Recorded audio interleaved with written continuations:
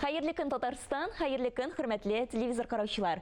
Туры эфирда сезне сәламлейм мин Айзилә Батырханова. Тапшырубызның иҗат төркеме безнең белән булган һәр тамашачыга күтәренке кәеф, уңышлы һәм нәтиҗәле эш көне тели. Бүген 10 май, чәршәмбе. 1883 елның 10 майында император Александр III карары белән ак, зәңгәр һәм кызыл төсләр Россиянең милли төсләре итеп игълан ителәләр. 1887 елның 10 майында Александр III Мәскәүнең Кызыл мәйданында зур сәүдә рәтләре ачуны имзалый. 10 май язучы Гариф Закир улы Галиевның тууына 120 ел. Гариф Галиевның төп темасы авыл, анда булган тарихи вакыйгалар, үзгәрешләр, аның үткәне, бүгенгесе һәм киләчәге. Авторның «Хаттан башланды» исемле бер пәрдәле комедиясе аеруча уңыш казанып, 3 мәртәбә рус телендә һәм немец телендә басылып чыга. Иҗат ничек ярала? Менә шундый фәлсәфи сораудан башлыйк әле бүгенге иртәбезне. Уйлый башласак, фәлсәфәгә бирелсәк, монда бер тапшыру вакыты гына җитмәс шул. Хәер, һәр иҗат кешесенең бу сорауга җавабы төрледер. Ә менә Кариев театры артистлары иҗатның яралуын ничек күрә? Без дә, кадерле тамашачылар, бу вакыйганың шаһитлары була алабыз. 14 майда Кариев театрында «Яралу» дип исемләнгән музыкаль хореографик перформанс. Бу турыда тулырак студиябезнең бүгенге кунаклары Кариев театры артистлары Алсу Шакирова һәм Эльдар Гатауллин сөйләрләр. Исәнмесез, кадерле кунаклар? Хәерле иртә.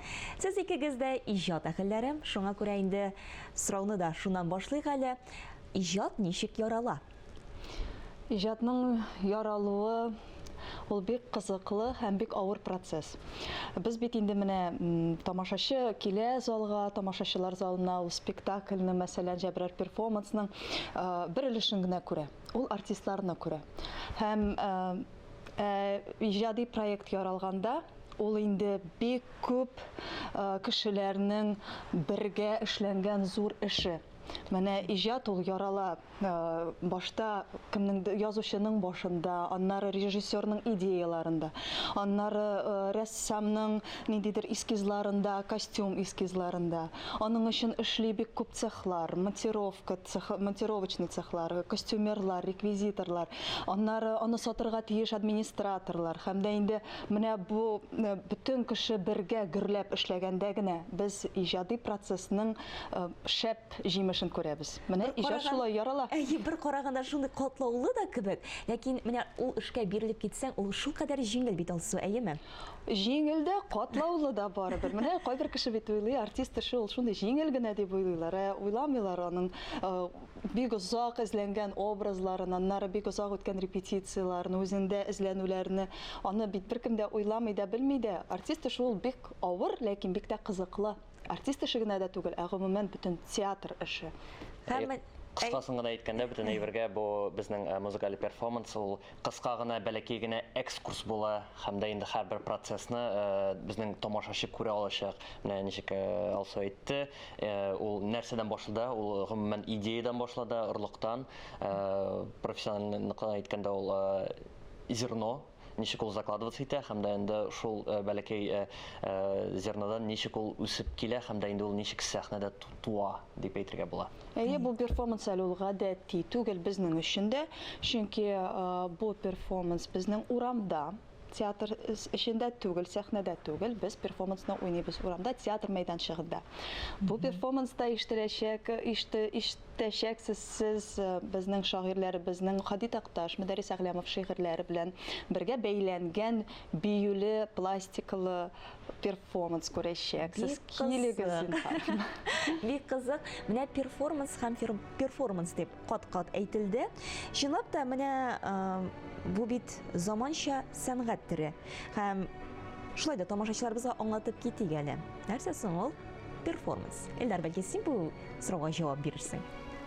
Сүзләр белән әйткәндә генә инде ул гомумән үзеңнең булган идеяңны менә шул нестандарт формада тапшырырга, бернинди жанрда, бернинди рамкаларда юганы, үзеңнең идең, үзеңне ничек күрәсең, һәм дә инде ничектер үзеңнең эмоциональ ишеңдә булган кичерешләрне менә шулай күрсәтү, выплеск. Күрсәтү һәм мин аны бүлешү дип тә әйтергә. Менә безнең иҗади процесс белән бүлешү. Сез дә менә безнең белән бер нидә булыгыз дип. Әйе, гадәти спектакльгә без инде киләбез, карыйбыз һәм инде үзебезгә ниндидер рухи азык алып кайтып китәбез. Ә менә перформанска барыр алдыннан ничектер тамашачы әзерлекле булырга тиешме? Сезнең фикерегез? Минемчә юк. Минемчә аңа әзер булырга кирәкми. Минемчә менә перформанс шул ди әйбер, син аны хәзер күрәсең, хәзер кабул итәсең һәм аннары ниндидер уй фикерләр белән кайтып китәсең һәм үз эшеңдә инде үзең өчен аңлыйсың, ниләр син күрдең, ниләр син аңладың, ошадымы сиңа, ошамадымы сиңа. Шулда миңа кызык. Менә сез бит инде әзерләнәсез, әйеме? Менә шул перформанстан бер кыска гына изик күрсәтеп китә аласызмы? Юк. Изик тә түгел, мәсәлән, ниндидер юк ди аласыз. Безгә монда кысан булачак быйганы эшләр өчен, эшләп күрсәтер өчен. Анда шуны әйтеп китәс килә, Айзилә. Безнең перформансында катнаша олы буын һәм без яшьләр. Без яшьләр, әйе. Монда инде Нурия абыйбыз, безнең Нурия Әхмәтсафин, Рәмзия Закирҗанова, Фируза Зиннатуллина, Халида Сөнгатуллина. Олылар безнең шигъри формат өчен җавап бирәләр. Ә без инде гомумән перформанс буена хәрәкәтләнәбез. Шуңа күрә без үзек күрсәтә алмыйбыз, чөнки ул гомумән бөтен перформанс ул пластикада шишелгән. Менә бит. Әйе. Инде кыска өзекләр бар, һәм дә инде һәрбер безнең персонаж үзенең үзегенә ответственный анда бар режиссер сәхнәсе, мин анда катнашам.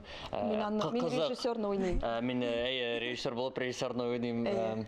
Анда шулай ук безнең бар кыска гына сәхнә администраторлар буенча безнең анда администраторбыз да катнаша. Драматург булып драматургыбыз да катнаша. Шулай итеп китергә була. Драматург әйе була. Ну, драматург без аны сез театр тормышын күрсәтәсез әлеге спектакльдә. Кыска гына матур итеп Әйе, аның менә идеясыннан сәхнәгә чыкканчыга кадәр нинди этаплар үтә иҗади процесс менә нинди була ул. Бик кызык. Һәм әлеге перформансның режиссеры турында да әйтеп китәләр. Бу перформансның режиссеры Булат Гатауллин һәм инде идея авторы һәм хореографы Елена Музеева. Һәм дә шуны әйтеп китәсе килә. Безнең бу перформанстан җыелган акчалар алар бала йортына күчәчәкләр. Шуңа күрә бу әле безнең хәйрия чарасы да. Менә сез безнең перформансны карап, әле балаларга да ярдәм итә аласыз. Һәм аңлавымча әле безнең театр янында була шундый бәләкәй генә будка шикелле бер инде һәм анда да урамда бит инде без кешеләрне шикли алмыйбыз берничек тә. Шит үтеп барган кешеләр дә перформансны карый ала. Һәм дә инде әгәр дә сез билет сатып алмасагыз, әмма сезнең балаларга булышасыгыз, ярдәм итәсегез килә икән, сез шунда үзегезнең өлешегезне кертә аласыз һәм инде театр аны әлбәттә балалар йортына илтеп бирәчәк. Димәк, кадерле тамашачыларыбызны тагын бер кат 14 май көнне Кичке 8-дә без Кариев театр мәйданчыгына чакырабыз. Килегез, күрегез, безнең белән булыгыз, перформанс карагыз. Әйе, әйтергә кирәк, чынлап та, менә Габдулла Кариев бит ул үзе дә прогрессив карашлы кеше булган һәм инде сезнең театрыгызда гел прогрессив рухта, гел алга бара, гел заман белән алга бара. Шуңа күрә гел шулай булсын. Бик зур рәхмәт бүгенге иртәгезне безнең белән башлаганыгыз өчен һәм инде сезгә әлбәттә уңышлар телибез. Бик зур рәхмәт. Уңышлы көннәр. Ә без тапшыруыбызны дәвам итәбез. Илшат Вәлиев исеме татар җыр сәнгатенә битараф булмаган тамашачыларыбыз өчен бик яхшы таныш. Ул үзенең профессиональ хезмәт юлын Татарстан дәүләт фольклор ансамблендә солист булып башлап җибәргән иде һәм аның иҗат үсеше һәрвакыт тамашачылар күз алдында булды. Бүгенге көндә аерым концерт тамаша белән чыгыш ясап тамашачыларыбызны шатландыра да ул. Тулырак Фәннур Хәсәнов һәм Ринат Сахибгәрәев видеоязмасына карап үтик.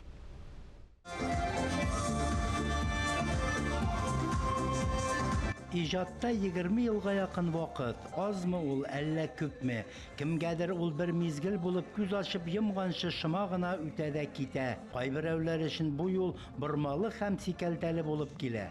Шуңа да ул авыр һәм озын булып тоела. Әлбәттә, һәр иҗатчының үз язмышы, иҗатка үз юлы. Казанга инде яшькә килеп 2005 еллардан бирле сәхнәдә эшләп килүемә инде 20 ел чамасы булса да, менә никтер Казанның үзендә мәркәзебездә мин концертларны бик еш куймадым. Тик шулай да сәхнәдән бер дә төшмәдем. Һәр вакытта да сәхнә минем төп эшем булды. Төрле төбәкләрдә, чит илләрдә дә бик күп чыгыш ясарга туры килде. Казаныбызда инде бик күп ел филармониядә да эшләдем. Шуңа күрә сәхнә ул минем төп юнәлешем. Һәм инде менә бу быел дусларымның, жан дусларымның нык итеп соравы буенча әйдә инде җитәр күпме качып йөрергә була концерт куй Казанда дигәч, мин яңадан сәхнәгә чыгарга булдым. Шуңа күрә бүгенге көн миңа бик дулкынландыргыч. Илшат өчен тырышлык, үҗәтлек, белемгә, югары профессионаллеккә омтылуның шиге юк. Сөйләм теле камил, төгәл, баян, гармон, курай, фортепиано һәм башка музыка уен кораллары белән иркен сөйләшә ала. Репертуар байлыгы зур һәм киң кырлы.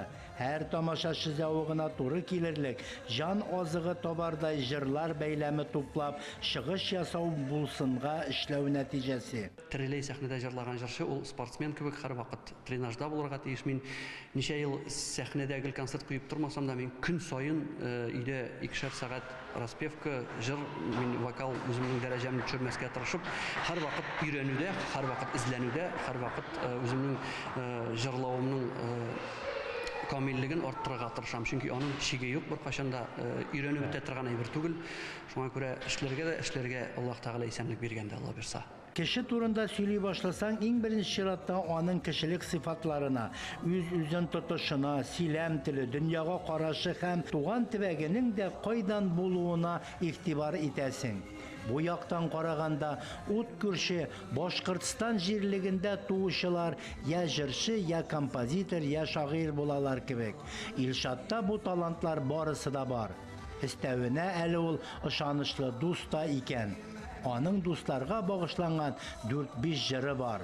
Ул һәр вакытны бөтенебезне илһамландырып, дәртләндереп, дусларны җырлары белән берләштереп алып килде. Бүгенге көнгә хәтлем халык ярата, афәрин диясе генә кала. Ул үзенчәлекле тавышлы җегет, чөнки беркемгә ошамаган, зур харизмлы һәм бик матур телле җегет. Бүгенге көндә ул халкыбызга бик күп кирәкле шәхес дип саныйм.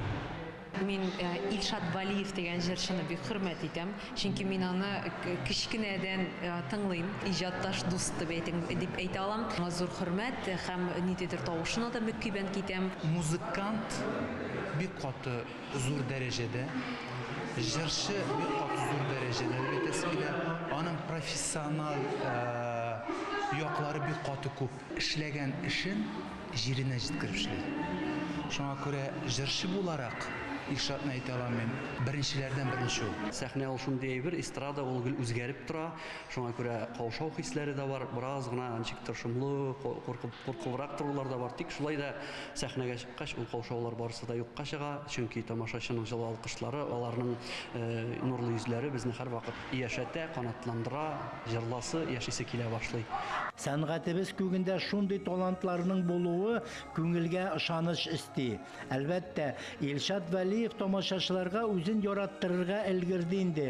Аның үз җырлары, үз юлы, үз тамашачылары бар. Алдагы елларда да аңарга авырлыкларга бирешмичә уңышлы эшләвен теләп калыйк. Бүгенге без сезнең белән сау булашабыз. Иртәгә сәгать 9-да Россия 1 каналында кабат очрашырбыз. Тапшыруыбызны Илшат Валиев башкаруда «Һаман яратам» дип исемләнгән җыр белән тәмамлыйбыз.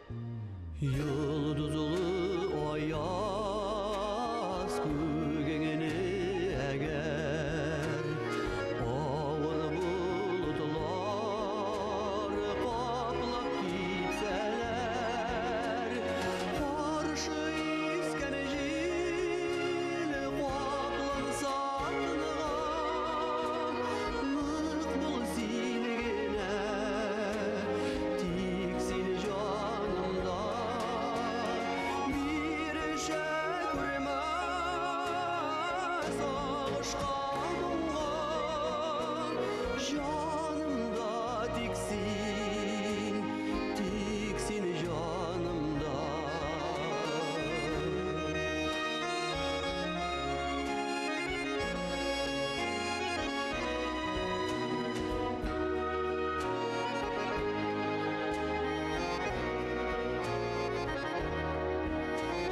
Sakla süyünü toplama berip Oluk hislerini vaklama berip Uzar ömürler akkan su gibi Ömür bir gene süyümen gelir Uzar ömürler isken jil gibi Süyümen gelir, süyümen gelir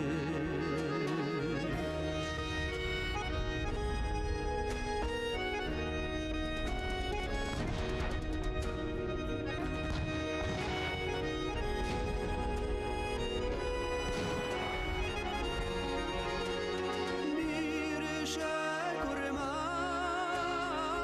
ağışqanımğa Canımda tiksin canımda Aşığa kurma yalğışdan saklan